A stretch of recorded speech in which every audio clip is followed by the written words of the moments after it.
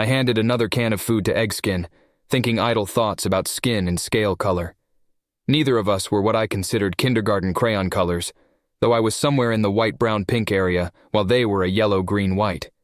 Someday I'd ask them if they knew their scales were the color of human boogers. No, I wouldn't. Really, I was thinking about that to avoid reading the labels of the food, since most of them had my alien crewmates in mind and looked profoundly unappealing to me. This stack was mostly bug paste. Some cans were shelled and some unshelled, flavored with the highest quality algae. Blah. That's the last of these, I said happily, handing it over. Eggskin placed it on the shelf and looked thoughtfully down at the counter still strewn with shelf-stable food. Let's do the seed paste next. Leave the herb stalks out. I'll want to use them sooner than the rest. Following their pointing claw, I located the jars of peanut butter-adjacent food and the narrow boxes that I'd thought were spaghetti. Got it. I shoved the boxes aside and started passing the jars to Eggskin for placement. Reorganizing the shelves was a lot of work. I could see why they'd asked for assistance. At the very least, it would have gotten boring after a while. Eggskin asked, "So, what was the captain grumbling about just now?" I thought back to when Eggskin had recruited my help from outside the cockpit. I'd only been there to bring Weo the water bottle she'd left in the lounge, but it had been long enough to pick up the gist of the conversation. All the ships in this area have extra information on their IDs, and they keep popping up as images overlaying the map, making it hard to see where everything is. Eggskin turned with the speed of a striking snake. What area? Where are we going? I knew I should have checked the schedule. I didn't catch the name, I said, but Eggskin was already racing for the door. Put away the jars, please. I'll get the rest later. I paused for a moment, then hurried to put all the seed paste jars next to the cans of bug paste, labels forward and in neat rows. Then I ran after Eggskin. When I arrived at the cockpit, I found our ship's cook medic with a hand on Weo's chair, pointing something out to the captain. Captain Sunlight sat in the co-pilot seat, frowning at the screen. Many colors reflected off her bright yellow scales, glowing from the mishmash of light that was normally a dark star field. If we make that much of a detour, we won't be able to make the delivery on time. We'll just have to go dark on communications until we get there. Eggskin made a concerned noise as Weo tapped several buttons with her tentacles. The room was suddenly darker as all the company logos and custom images blinked out of sight. The screen now held the usual blackness of space, speckled with stars, one close enough to be called a sun, and a variety of ships mostly heading to or from a distant space station shaped like a tube. There were also far more asteroids hanging around than I was entirely comfortable with. But before I could ask about that, the music started. I think it was music. "What is that?" I asked at the jumble of sound. It sounded like several radio stations at once, some playing recognizable instruments, some talking, and others making what sounded like rude noises. In a tone of defeat, Eggskin said, "The ads and taunts can detect visual sensors. Some ships target outsiders in exactly our position. No time or money to buy a blocker." Weo made a rude sound of her own and turned the volume down. Captain Sunlight was still frowning. "I don't want to speak ill of anyone else's way of life, but this is terrible." Eggskin gripped both chairs, eyes trained on the screen. "It's one of many reasons why I left. You'll want to keep that big ship between us and the station for as long as you can." They pointed briefly. "Or else we'll have a core on our tail wanting to fine us for flying blind." "Terrible," the captain repeated, but she instructed Weo to do as they said, while aiming for one specific asteroid that hadn't come on screen yet. This seemed like a good time to ask. "Why are there so many asteroids this close to the station?" Captain Sunlight flicked a glance at me, possibly only now noticing I was there in the doorway. Eggskin answered without turning. "It was meant to be a tourist attraction, but the company got bought out and the project abandoned. Now half of the gravity engines are failing, and reputable businesses are leaving the area." Weo said, "It still looks awfully busy." "That would be the disreputable sorts. If you see a triangle where the stars disappear for a moment, fly at max speed in the other direction, never mind the delivery time." Captain Sunlight turned her frown on Eggskin. "It's that extreme of a danger?" The hands on both chairs tightened. "Yes." I studied the screen for any sign of disappearing stars. Black ships in the blackness of space were uncommon back in familiar territory. for the simple reason that they risked having someone crash into them and atomize both ships. But it sounded like someone here considered that a risk worth taking so they could sneak up on others. I didn't ask what they did when they succeeded. We spent a tense few minutes flying in silence, with no sign of invisible ships and only a few pop-ups. Apparently, even flying blind couldn't block all of them out. At least these were mostly informational things on the asteroids themselves, defunct notifications about events and attractions that had never been finalized. One ship that looked cobbled together from spare parts had a blank panel above the thrusters that drew my eyes with how bright white it was. Eggskin stared at it intently. "This could be nothing," they said, "but it could be important. Use a tight beam scan for that panel." Weo did. As if the ship was just waiting for someone to look, it accelerated away and produced an image that glowed on our screen after it was long gone. The stylized pair of shapes were vaguely familiar. While Eggskin made a disappointed grumble, I asked, "What is that? I've seen that symbol on the back of a racing ship." "I believe," said Captain Sunlight, "it is an insult, a view of the bottoms of the pilot's feet as they swim or fly away from you." "Oh," I said. "Huh, I guess it's like mooning someone, or an eat my dust bumper sticker." Before anyone could ask what human nonsense I was talking about, Weo spotted the meeting location. "This one, right?" she asked the captain. "The mid-sized flat one?" Captain Sunlight consulted a smaller screen. "That is where they said to meet, but they also said they would be here before us, ready to rush off as soon as they got our delivery." Weo and Captain Sunlight inspected the surrounding area for other ships, which all seemed to have left.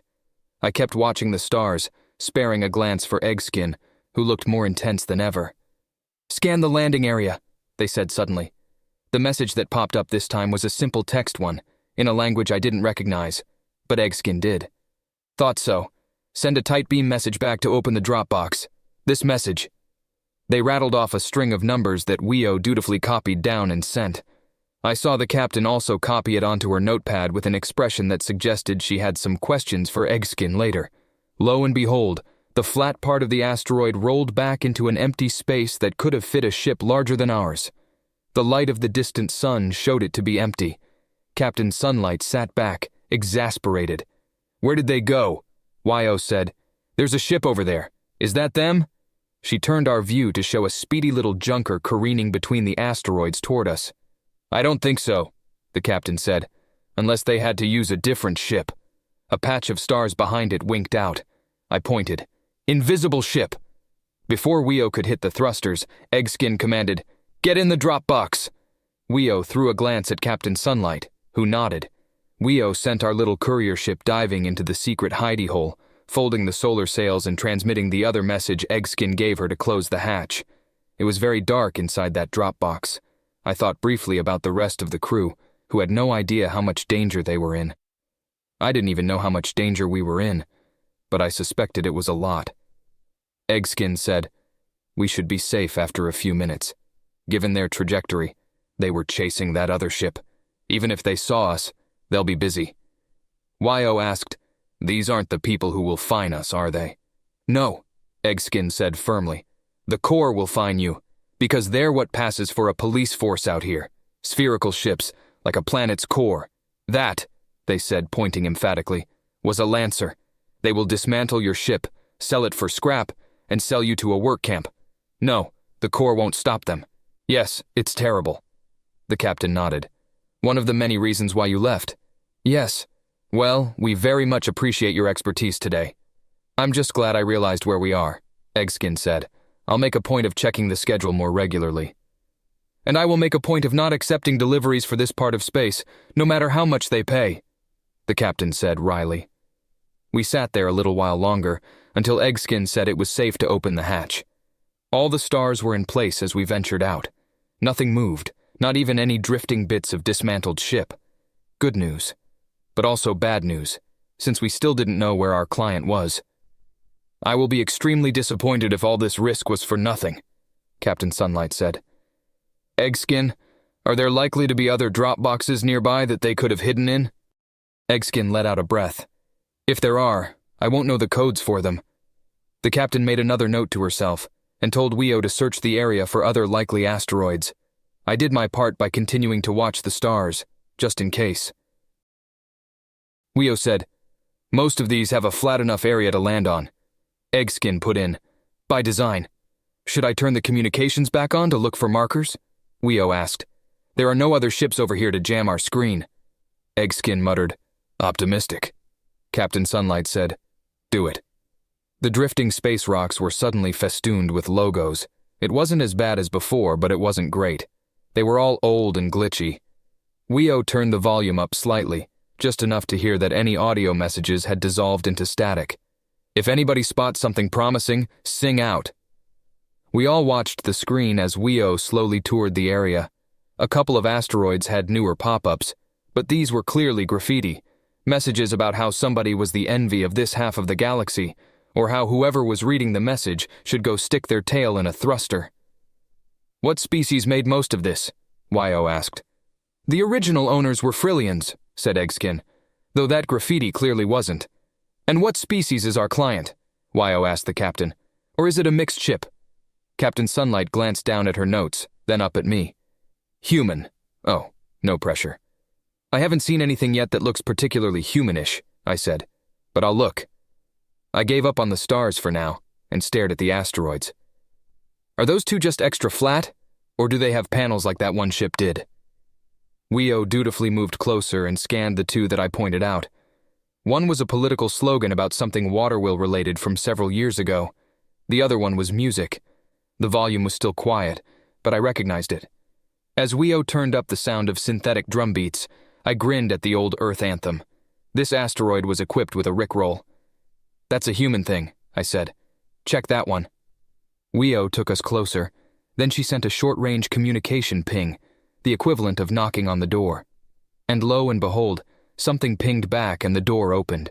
A ship floated out that was sleek and aerodynamic, and painted in a camouflage pattern that did absolutely nothing to disguise it against the rock. I burst out laughing as Captain Sunlight hailed them to confirm that they were indeed the people we'd come to meet. I tried to laugh quietly. With the drop box closed again, there was space for both small ships to land side by side. Theirs even had an extendable airlock that matched up with ours, saving everyone the inconvenience of getting into exosuits and doing the handoff in whatever atmosphere still clung in the artificial gravity. I got to do the honors, with Captain Sunlight at hand close behind. I suspect she would have preferred to do it herself, but her little lizardy arms weren't up to carrying a box this size, and there wasn't space in the airlock for a hover sled. Simpler to just let the tall human do it. The airlock opened to show a guy who looked malnourished, stressed, and very relieved to see me. "So glad you found us," he said in an unfamiliar accent, grabbing the payment tablet before I could offer it. "It's just one thing after another these days." "I bet," I said. "Have you considered leaving? I have it on good authority that life is terrible around here." He handed the tablet back. "Thought about it. Dunno what we do for a living." I gave him the box, which according to the manifest included fresh chicken eggs, kosher salt, and a selection of media from Earth. "Have you considered a career as a courier?" He smiled. "I'll mention it to the crew." As he stepped back onto his own ship, I called, "Feel free to follow us out.